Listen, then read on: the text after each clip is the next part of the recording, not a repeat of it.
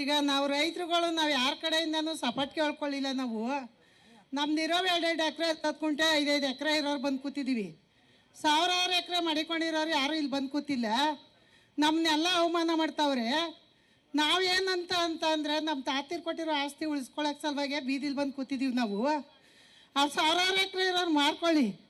ಕುಮಾರಣ್ಣವ್ರು ಹೇಳಿದ್ರು ಅಂತ ಹೇಳಿದ್ರೆ ಕುಮಾರಣ್ಣವ್ರು ಅವತ್ತು ರಜೆಂಟ್ ಮಾಡಿದ್ರಂತೆ. ನಮಗೇನೋ ಅಕ್ಷರ ಇಲ್ಲ, ನಮ್ಗೆ ಗೊತ್ತಾಗಲಿಲ್ಲ. ಅವ್ರ ಅಕ್ಷರ ಇತ್ತು ತಾನೇ.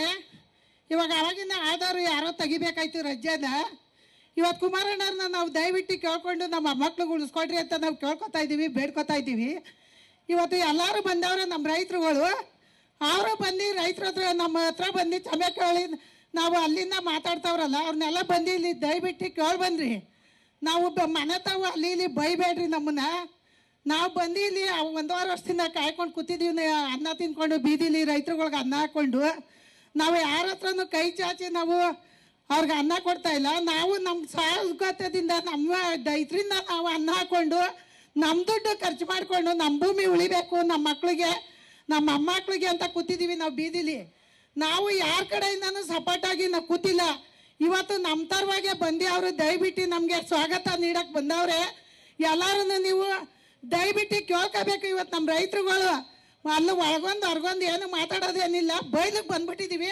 ಇವತ್ತು ಅಣ್ಣವ್ರನ್ನ ಎಲ್ಲರನ್ನೂ ಕೇಳ್ಕೊಡ್ರಿ. ನಾವು ಹಿಂಗೆ ಎಷ್ಟು ದಿನ ಅಂತ ಕೂತ್ಕೊಳ್ಳೋಣ ಬೀದಿಲಿ. ದನ ಕರ ನಮ್ಮ ಬದುಕು ಬಾಳು ನಮ್ಮ ಎಲ್ಲ ಬಿಟ್ಟು ನಾವು ಬಂದು ಇವತ್ತು ಇಲ್ಲಿ ಕೂತಿದ್ದೀವಿ. ನಾವೆಲ್ಲ ಬೆಳೆ ಬೆಳ್ಕೊಂಡು ನಾವೇನಾದ್ರು ಬಯಲು ಭೂಮಿಯನ್ನು ನಾವು ಬಿಟ್ಕೊಂಡಿದ್ದೀವ? ನಾವೆಲ್ಲ ಭೂಮಿ ಎಲ್ಲ ಒಪ್ಪ ಮಾಡಿಕೊಂಡು ನಾವು ಭೂಮಿಲಿ ಬೆಳೆ ಬೆಳ್ಕೊಂಡು ನಾವು ಕೂತಿದ್ದೀವಿ. ಇವತ್ತು ನಮ್ಮನ್ನ ಆಡ್ಕೋತಾವ್ರಿ. ಇವತ್ತು ನಾವು ಇಷ್ಟು ಮಾತಾಡಿ ಕೇಳ್ಕೊತಾ ಇದ್ದೀನಿ. ಅಷ್ಟು ಬಿಟ್ಟರೆ ಏನೂ ಇಲ್ಲ, ನಮ್ಮ ಭೂಮಿ ಉಳಿಸ್ಕೊಳಕ್ಕೆ ಬಂದಿದ್ದೀವಿ. ನಾನು ಏನು ಹೇಳೋದು ಅಂದರೆ, ಇವತ್ತು ರಾಜಕೀಯ ಮಕ್ಕಳು ರಾಜಕೀಯನೇ ಹೋಯ್ತಾ ಇರ್ತಾರೆ. ಇವತ್ತು ಇಂಜಿನಿಯರೇ ಆಗಬೇಕು ಅಂತಾರೆ, ಡಾಕ್ಟ್ರ್ ಮಕ್ಕಳುಗಳು ಡಾಕ್ಟ್ರೇ ಆಗಬೇಕು ಅಂತಾರೆ. ನಾವು ರೈತರು ಒಕ್ಕಲುತನ ಮಾಡ್ತಾ ಇದ್ದೀವಿ ತಾನೇ. ನಮ್ಮ ಮಕ್ಕಳನ್ನ ರೈತರಾಗೆ ಇರಕ್ಕೆ ಬಿಡ್ರಿ. ಯಾಕೆ ನಮ್ಮ ಮಕ್ಕಳುಗಳನ್ನೆಲ್ಲ ಇಷ್ಟು ಅನ್ಯಾಯ ಮಾಡ್ತಾ ಇದ್ದೀರಿ? ರೈತರಿಗೆ ಯಾಕೆ ನೀವು ಇಷ್ಟೊಂದು ತೊಂದರೆ ಕೊಡ್ತಾ ಇದ್ದೀರಿ? ಇವತ್ತು ನಾವು ಅಲ್ಪ ಸ್ವಲ್ಪ ಭೂಮಿ ಮಾಡಿಕೊಂಡಿರೋದು ನಮ್ಮ ಮಕ್ಕಳು ನಮ್ಮ ಮೊಮ್ಮಕ್ಕಳು ನಮ್ಮ ಮಕ್ಕಳುತನ ಮಾಡ್ಕೊಂಡು ಹೋಗ್ಲಿ ಅಂತ ನಾನು ಕೇಳ್ಕೊತಾ ಇದ್ದೀನಿ ಹೊರತು ನಾನು ಇನ್ನೊಂದು ರಾಜಕೀಯವಾಗಿ ನಾನು ಏನು ಮಾತಾಡ್ತಾ ಇಲ್ಲ. ನಾನು ಕುಮಾರಣ್ಣವ್ರಿಗೂ ಹೇಳೋದು ಇಷ್ಟೇ, ಅವತ್ತು ರೆಡ್ ಝೋನ್ ಮಾಡೋದಕ್ಕೆ ಇವತ್ತು ನಾವು ಮುಂದರ್ಕ ಬಂದಿದ್ದೀವಿ, ಇನ್ನೂ ಅಭಿವೃದ್ಧಿ ಮಾಡಿದ್ದೀವಿ, ಇನ್ನೂ ಚೆನ್ನಾಗಿದ್ದೀವಿ. ಇವತ್ತು ಹೇಳೋದು ಏನಂದರೆ, ಇವತ್ತು ನಮ್ಗೆ ಇವು ಅಕೋಯರ್ ಉಳಿಸ್ಕೊಟ್ಟು ನಮ್ಮನ್ನ ಉಳಿಸ್ಕೊಡ್ಬೇಕು ಅಂತ ಹೇಳ್ತಾ ಇದ್ದೀನಿ. ನಮ್ಮ ರೈತರ ಮಕ್ಕಳು ರೈತರಾಗೆ ಇರಾಕ್ಬಿಡ್ರಿ. ನಮ್ಮ ಮಕ್ಳುಗಳು ರೈತರಾಗಬಾರ್ದಾ? ನಮ್ಮ ಮೊಮ್ಮಕ್ಕಳು ರೈತರಾಗಬಾರ್ದಾ? ನೀವು ಹೊಟ್ಟೆಗೆ ಏನು ತಿಂತೀರಿ?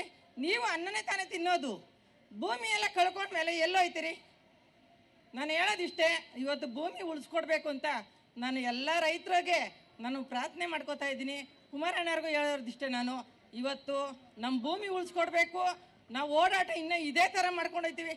ನಾವು 1.5 ವರ್ಷದಿಂದ ನಾವು ಅನ್ನ ಸಾಂಬಾರು ತಿನ್ಕೊಂಡು JDS ಚೇಳೆಗಳು ಇವರು ಅವ್ರು ಆ ಥರ ಈ ಥರ ಅಂತ ಎಲ್ಲರೂ ನಾವೇನು ಇಷ್ಟು ರೈತರನ್ನೆಲ್ಲ ದುಡ್ಡು ಕೊಟ್ಟು ಕರ್ಸಿದ್ದೀವ? ಇಲ್ಲ.